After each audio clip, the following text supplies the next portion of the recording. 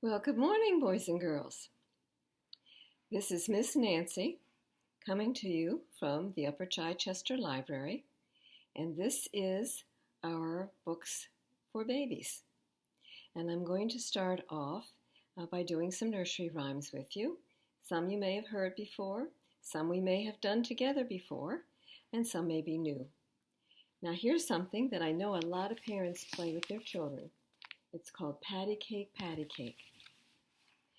You go, patty cake, baker's man. Bake me a cake as fast as you can. Pat it and prick it and mark it with a B and put it in the oven for baby and me. There are hand motions that can go with that if you would like. I'll hold them up a little bit so you can do them with me. Patty cake, baker's man. Bake me a cake as fast as you can.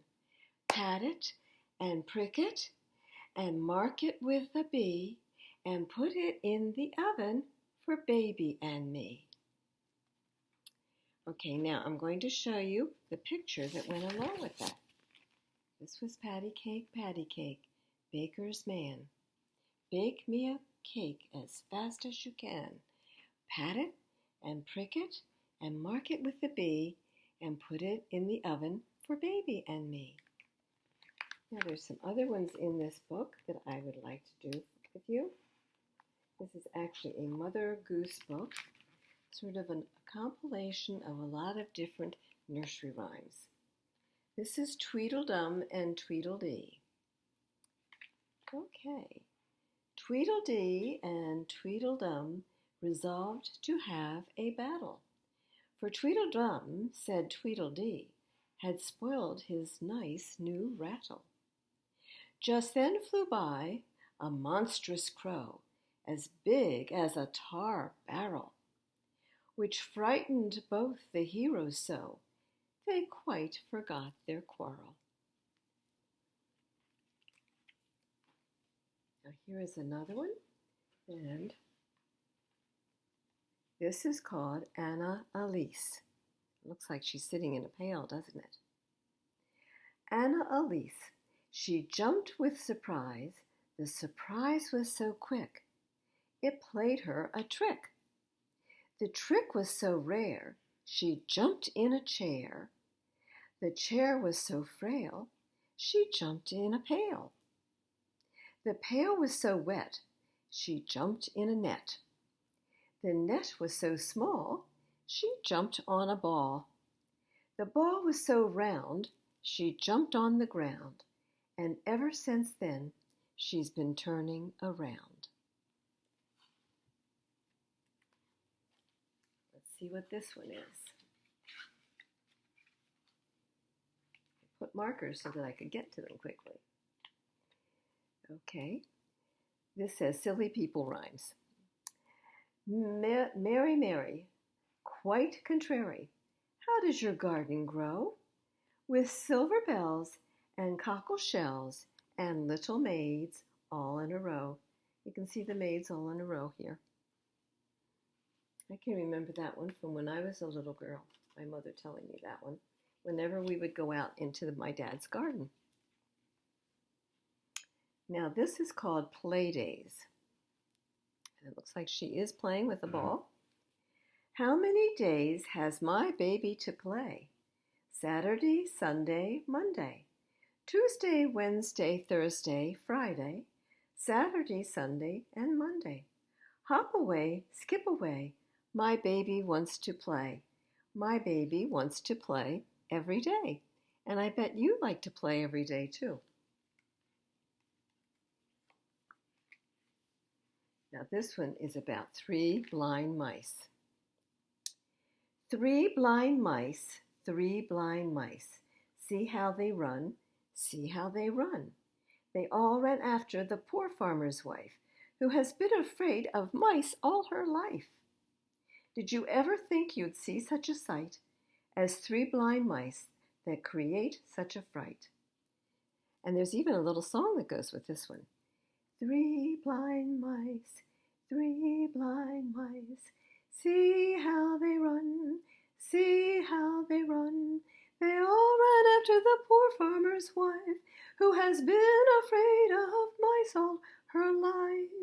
Did you ever think you would see such a sight as 3 blind mice?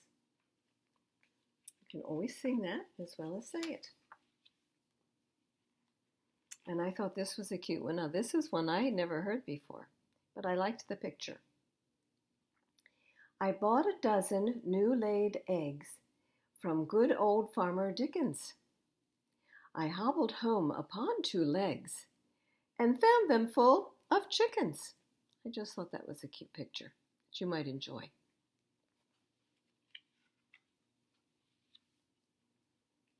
Oh, and look at the cat with his fiddle. Cock-a-doodle-doo. Cock-a-doodle-doo, my dame has lost her shoe. The master's lost his fiddling stick. Sing doodle-doodle-doo. And that's all the ones I'm going to read today, but there are many more in here that I can read to you other days. Now today, the story that I thought I would read to you is called The Town Mouse and the Country Mouse. And I just thought the illustrations again were very cute. This is retold by Susanna Davidson and illustrated by Jacqueline East. And it's based on an old Aesop tale that comes all the way to us from ancient Greece. There was once a little brown country mouse. His name was Pippin. He lived in a house in a hedge. You see the door that goes into the hedge? He's obviously the country mouse. In spring, he lay in the grass and listened to the birds sing. I can see flowers growing on the stems, and there's the birds above, and it looks like that's a ladybug. And these look like 2 ants crawling along, carrying a leaf. In summer, he liked to nibble on strawberries and cut grass for his winter bed. I bet you all like strawberries too. I know I do. One day, as the weather grew colder and a chill wind blew, he heard a tap, tap, tap at his door. I wonder who that can be. Pippin, called a voice. It's your cousin. I've come to stay. Pippin flung open the door. Toby Town Mouse, he cried. Come in. And see, the town mouse is all dressed up in a suit.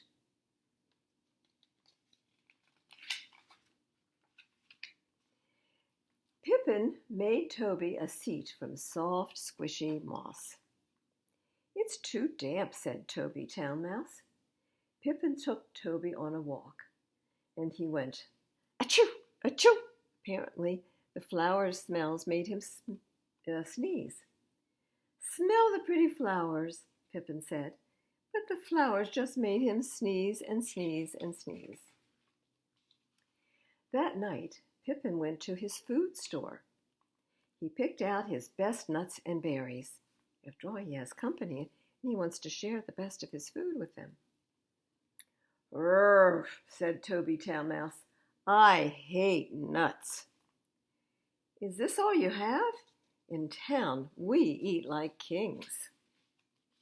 "Really?" asked Pippin. "Well, come and see for yourself," said Toby. "The country is horrible. You'll never want to live here again." The next day, the cousins woke up at dawn.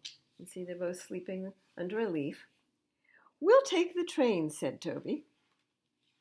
They ran to the station. Soon they heard the rattle-tattle of pebbles jumping on the railway line. "The train's coming," cried Pippin. "It is just huge." It came to a stop with a screech and a snort. Trains are very noisy, aren't they? A door flew open. "Jump," said Toby. The train gave a shriek and a snort, and it was off again. Chugga, chugga, chugga, chugga, choo-choo. Chugga, chugga, chugga, chugga, choo-choo. Pippin looked out of the window. He could see trees waving their branches. Then there were no trees at all, just tall buildings touching the sky. As the sky grew dark, the train stopped again. Toby twitched his whiskers, and he sniffed the air. "We're here," he said, "at last. I'm in town again. Home, sweet home." See the boys carrying them in his backpack. "Now, follow me," said Toby. Toby leaped onto the train platform. "Be quick, Pippin," he called. "Watch out for stamping feet. You don't want to be stepped on." The mice ran out of the station and onto a very busy street.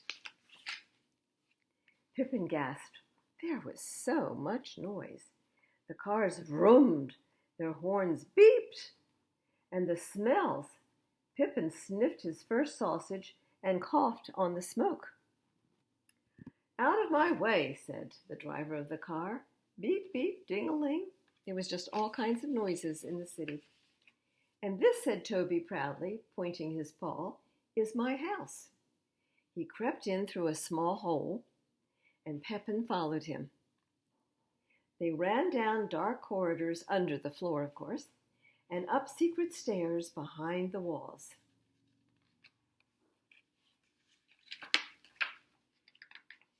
"Isn't this grand?" They danced across the empty ballroom and played with the toys in the children's nursery. Toot, toot, toot, toot went the train. "Race you to the dining room," said Toby. "Time for a feast." The mice jumped onto the table and began to eat.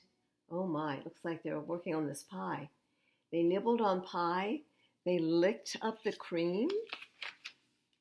Toby was on his way through the cheese. You can see the back of his tail sticking out of the cheese that he's eating, while Pippin dipped his paw into chocolate sauce. "Gosh," said Toby, "I'm nearly full." Ah, Pippin clutched his tummy. I think I'm going to be sick." I think he ate too much, made his tummy sick. Just then, suddenly the table shook, and Toby turned. "Run for your life, it's the cat," he cried. "Hello," purred the cat, licking her lips. "My dinner time, I'm thinking," said the cat. Toby grabbed Pippin. "Come on," he said, "we have to hurry." They darted this way and that. Pounce, pounce went the hungry cat. She knocked over a jug, and it crashed to the floor. "Quick," Toby called, "into the hole." You see their little mouse hole that they're running into right here? Yeah, there we go. Pippin ran. The cat leaped. She swiped at Pippin with her pointy claws and missed. "Drat it," she said, and she hissed. Pippin dropped to the floor. "Oh, cousin," he said, "I want to go home." "Oh, not yet," said Toby. "You haven't tried my fine feather bed." But the next morning, Pippin still wanted to leave. Toby gave him a map to the station, and he said, "Now don't get lost." "Goodbye," said Pippin. He's decided the cat is too dangerous to live with. Pippin ran to the station. He danced in and out of all the stamping feet, and he hid in a bag to get on the train. In the starry dark, Pippin finally reached his hedge. Oh, home, sweet home. He sniffed the sweet cold air and smiled. Then he snuggled down in his warm hay bed. "This is the life for me," he said. And that is the end of our town mouse and the country mouse. And this points out that this story, as I said, is from ancient Greece, and it was around 4,000 years ago when it was first developed by Aesop. Now the next story I was going to do is just a real quick one. It's called 10 Little Monkeys Jumping on the Bed. You may have heard this before. It's kind of a number counting game, but it's fun, and the illustrations are cute too. 10 little monkeys jumping on the bed. One fell off and bumped his head. Mama called the doctor, and the doctor said, "No more monkeys jumping on the bed." 9 little monkeys jumping on the bed. One fell off and bumped her head. Mama called the doctor, and the doctor said, "No more monkeys jumping on the bed." 8 little monkeys jumping on the bed. One fell off and bumped his head. Mother called the doctor, and the doctor said, you can say this with me, "No more monkeys jumping on the bed." 7 little monkeys jumping on the bed. One fell off and bumped his head. Mother called the doctor, and the doctor said, "No more monkeys jumping on the bed." 6 little monkeys jumping on the bed. One fell off and bumped his head. Mother called the doctor, and the doctor said, "No more monkeys jumping on the bed." 5 little monkeys jumping on the bed. One fell off and bumped his head. Mother called the doctor, and the doctor said, "No more monkeys jumping on the bed." 4 little monkeys jumping on the bed. One fell off and bumped her head. Mother called the doctor, and the doctor said, "No more monkeys jumping on the bed." 3 little monkeys jumping on the bed. One fell off and bumped her head. 2 little monkeys. The mama called the doctor, and the doctor said, "No more monkeys jumping on the bed." 2 little monkeys jumping on the bed. One fell off and bumped his head. Mother called the doctor, and the doctor said, "No more monkeys jumping on the bed." 1 little monkey jumping on the bed. She fell off and bumped her head. Mother called the doctor, and the doctor said, "No more monkeys jumping on the bed." And that is the end of that story. So, that is the end of our Books for Babies session. I just want to remind everybody of some happenings coming up that our library is sponsoring. There's going to be a visit from the Canine Officer Elu and her partner, Officer Gilmore, and that's going to be at 6:30 p.m. this coming Tuesday, which is July the 21st, at the Upper Chichester Municipal Building on Fury Road. Mr. Andrew is going to be there as well. Then remember, there's still 2 more sessions of story time in the Kingsman Park with Mr. Andrew, where you can sing some songs with him and listen to some stories as well. Then their library is sponsoring a ice cream social on July the 27th at 6:30. And the ice cream is going to come from the new ice cream shop near the library in the Meadowbrook Shopping Center. And the new ice cream shop is called Blue Cherry Ice. Mr. Andrew will be there providing music as well, and it will be at the Upper Chi Municipal Building on Fury Road. Later in August, on the 8th, we are going to have a fundraiser for our new library, which we are hoping to eventually build in Kingsman Park. It is going to be in the Ballroom at Bethel, which is 3737 Falk Road in Garnet Valley. Now, the tickets are $55. It's an all-you-can-eat kind of dinner, and there's a lot of delicious food. And if you would like to find out exactly what the menu will be, just contact the library, and they will have a whole list of the menu items. So, we hope you'll check all of these activities out, and I'll see you next Monday. Goodbye for now from Miss Nancy at Upper Chichester Library.